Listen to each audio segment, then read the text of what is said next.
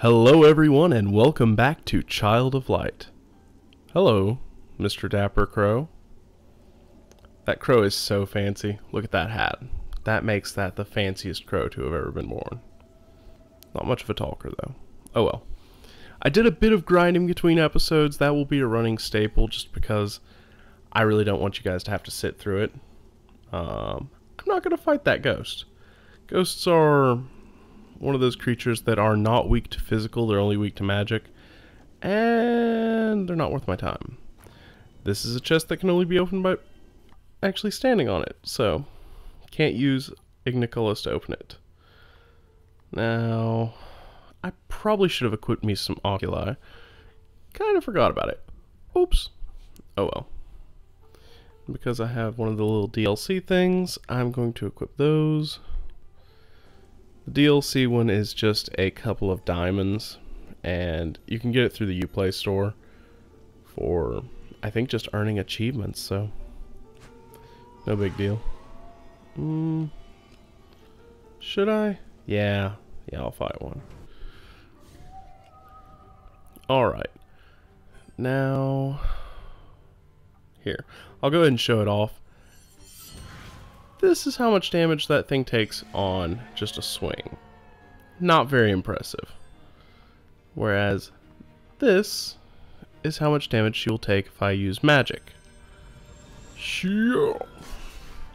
Yeah, much better. But don't like using magic unless I can, just not avoid it. So I'll probably not be doing that a whole lot. Ooh, the deep, dark, spooky area. Ah! I was not paying attention and forgot he was there.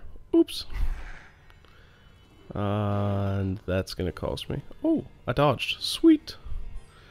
Yeah, I'm just gonna block, because I don't think I could get my attack out fast enough to hit him. Blocking's the better choice. Whenever you block, you also go faster on the weight bar, so it does come with its benefits. Let's take a swing at that guy and just remove him from the fight. And let's see if I can't slow this guy down enough. Yeah, I got that. So that should let me take a free swing. Yeah, I should be able to catch up in time to take another swing. If you do this multiple times, they do move faster. Using my little Firefly friend there to collect some of that stuff. It's very handy. It gives you health, mana, and light. And I'll show you guys a bit later some of the other things that he can do.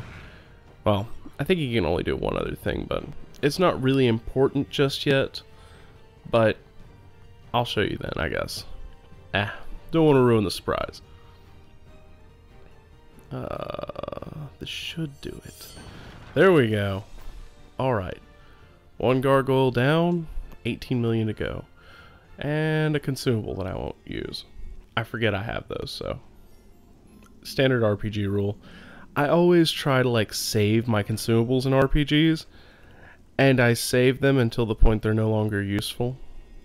Or I just save them until the end of the game, and then I get to look at all the pretty consumables that I didn't use. And go, oh, my bad. Well, would be rude to ignore her, I guess. So we'll throw down another one of these. Think I'm going to just go ahead and kill that guy first. Since I have fire oculi equipped to my character, I deal extra damage to him, which means even if I wasn't capable of one-shotting him, that would have kind of pushed me over the top. Collect some starlight. Yum.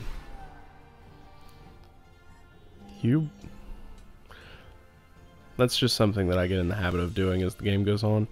You can control him with either the right stick or the touchpad. I use the touchpad. Let's continue just plowing straight up that path. Until I hit at least probably 6 more levels into that, I won't be touching anything else.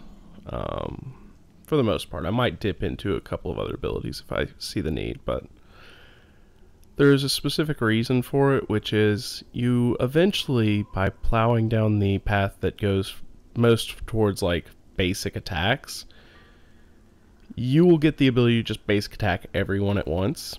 It's a slow attack, but whenever you build Aurora as like a heavy damage, just melee character, you really want that attack to hit as many people as possible. Plus, you get a lot of different members later on that can kind of fill out any role, so I like to have her be the damage dealer and just kind of balance everything else out. Ooh, a puzzle. Everybody loves puzzles. Yeah, puzzle time. Puzzles in this game are bad. There's only like 1 or 2 areas in the game that I consider kind of bad with the puzzles. And one that's just a pain to navigate, which is actually fairly early on in the game.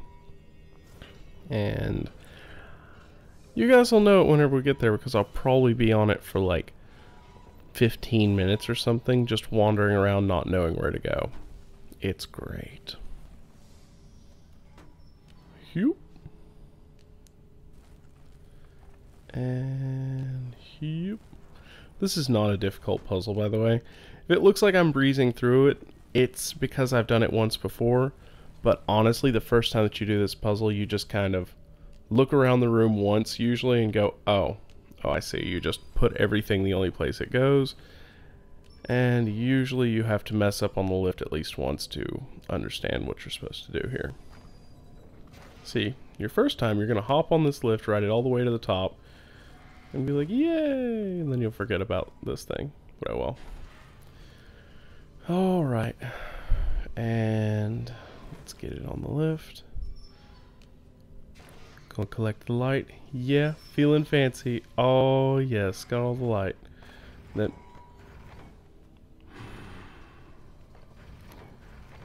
see, this is why shiny things are very bad for people.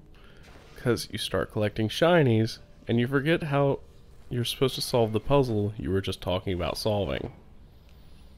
That makes you look bad. Oh well.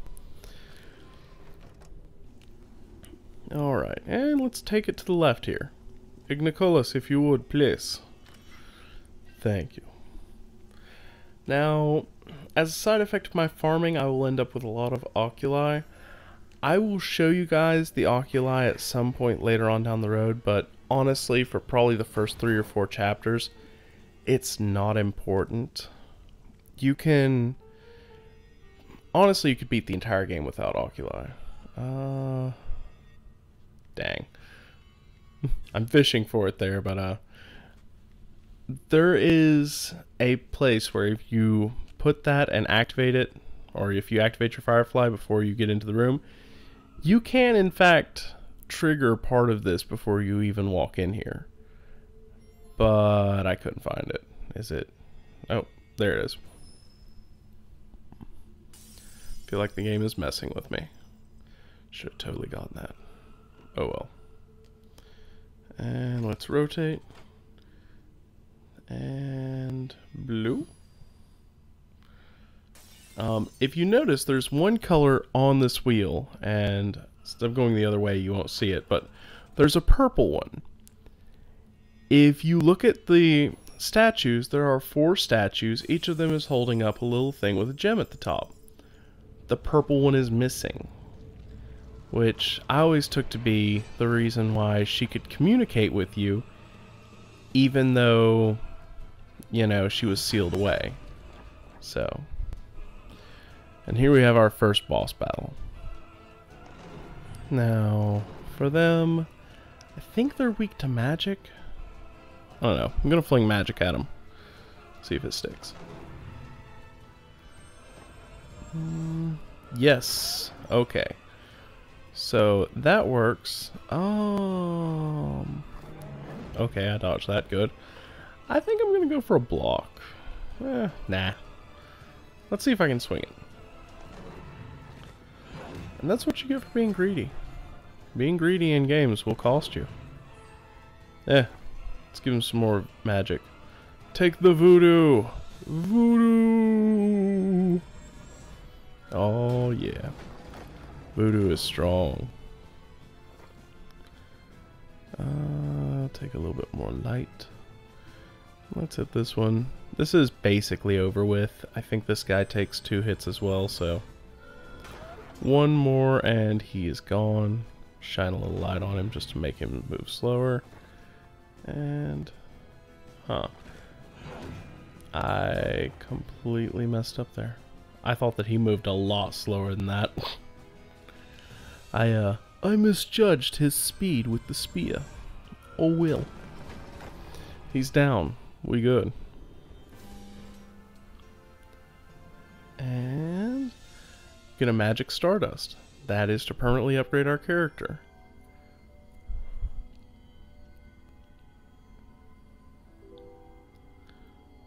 Now, here we meet the Lady of the Forest. Apparently we are ready to wake up.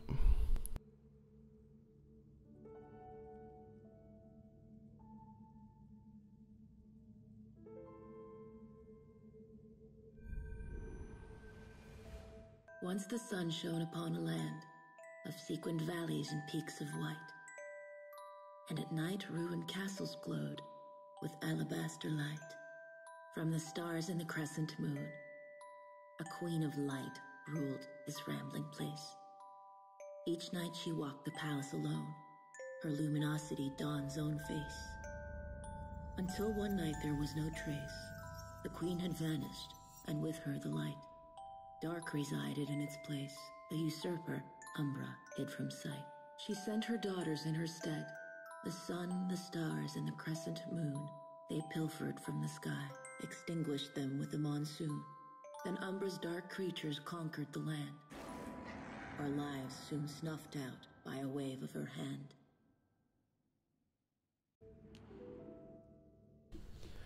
Voice acting in this game is also really excellent. I love that narrator. She did an excellent job. So, now I have my ideas of who this is since I haven't beaten the game. But it's one of those things. I feel like it's kind of an obvious thing. So I don't know. Turns out she's just some crazy old lady that lives out in the woods. You never see her face because she doesn't have a face. You look inside, it's just like a mop with an arm. Fairly certain there's probably like a Japanese horror story that goes like that. Oh well.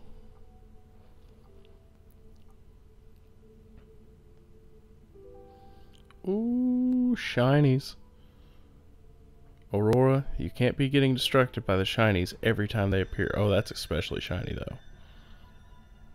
Ooh, oh, that's even shinier. Oh. But the ability to grow wings, shiniest of all. Whee! Woo! Aurora's hair, the most magical thing in this entire game. I love it.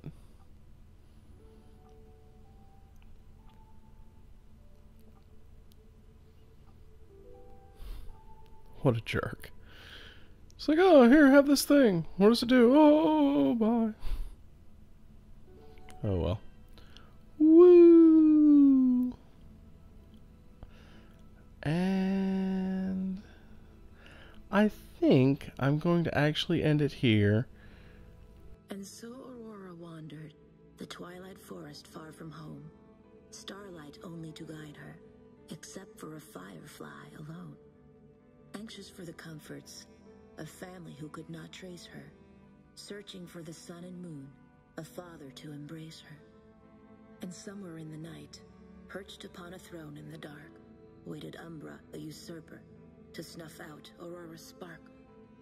Okay guys, and that's going to be the end of the episode, so please leave a like, subscribe, all that generic goodness, and I'll see you guys in the next episode, okay? Later.